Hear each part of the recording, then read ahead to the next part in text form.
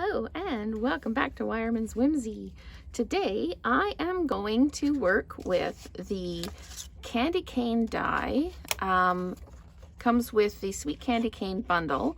There is the smaller dies to make the candy canes, and then there is this plaid builder die. It is wonderful. So I wanted to show that you can use it for more than Christmas. So it's fabulous for Christmas, but you can also use it otherwise.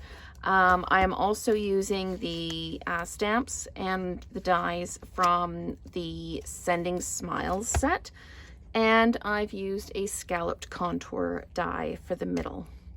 So I've already done the stamping because I really want to just focus on the candy cane die. So for this one, I've used Granny Apple Green, Mango Melody, and Melon Mambo. It's a combination I've used on these flowers before. So I've got a standard card base, and then I cut 5 1/4 by 4 out of the Melon Mambo and the Granny Apple Green.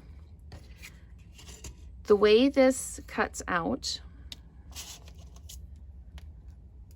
is like this, and then you get all of the pieces in between. So there we go. I'll just lay it out so it fits properly. So it doesn't cut the outside edge, so you need to make sure that you've got your 5 1/4 by 4 and your die is lined up on it. Now, I was really intrigued by the ones that were crisscrossed, and I was trying to figure out how to crisscross it, thinking maybe you go like this, and then that didn't work. But if you reverse it, do it upside down, then you get your crisscross. So what I've done is I've put adhesive backing on my paper, but this one I cut with the die on top. This one I cut with the die on the bottom.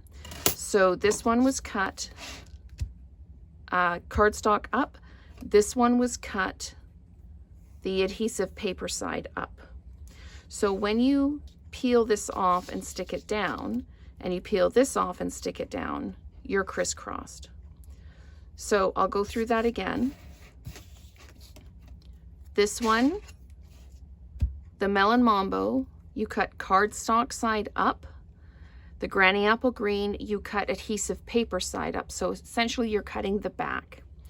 Now this one, it looks like it's the back, because you know when you die cut things, it presses down so you get a smooth edge on the top and you get kind of a rougher square edge on the bottom. So the piece that you're cutting from the back needs to be your bottom piece. So you need to plan it out. The bottom piece you cut from the back, bottom, back, B, bottom, back. So the top you cut from the front. And what that does is you still get your smooth finish on the top. So let's build this. I've got my standard card base, and I know I want this one on the bottom. So I'm going to peel off my adhesive, and I had to do it in strips, so I'm going to have to peel this off in strips as well, which is going to be a bit of a pain, but it is way easier to use the adhesive paper on these than it is to try and glue it down. I didn't use adhesive paper on the example, and it was quite a task to get it stuck down. Some of the corners still aren't stuck down. So using the adhesive paper is your best bet. And you're going to line this up on your card just like you normally would any 5 1/4 mat.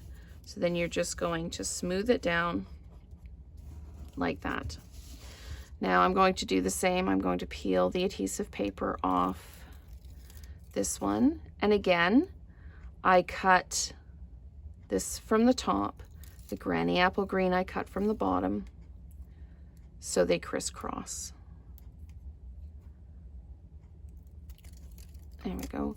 If you sew, it's kind of like doing foundation paper piecing. You have to sew from the back, and you have to wrap your head around the front, but working from the back. I'm just going to throw all those pieces away so they're out of the way.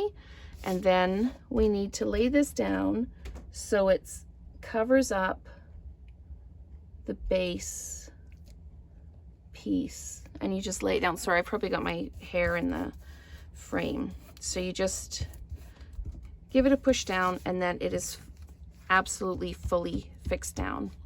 And then I just went ahead and I dimensionalized the front, and I'm at the end of a whole bunch of my dimensional sheets. So you're gonna go ahead and put your dimensionals down, and then pop this down. If you have ribbon that you want to use, you can add ribbon if you want.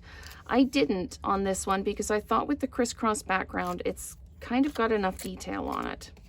So you line this up in the middle, like that. Yep. And then I dimensionalized the flowers. The flowers are right from the Sending Smiles set. I used the flower and the center. Again, the center is the center is Mango Melody, and the flower is Melon Mambo. So I'm just going to grab a couple of these, whoops, shoot them all over the desk. And then I can dimensionalize the flowers. Do I have another little one? I do.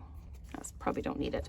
Okay, so then I am just going to pop the flowers down on card front. It's a bit double dimensionalized, but it will be fine. So, and then I'm just popping this one in here like that.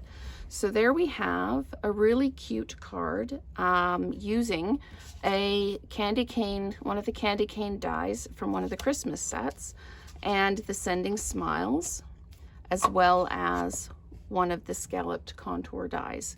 So thank you so much for watching, and let's create together again soon.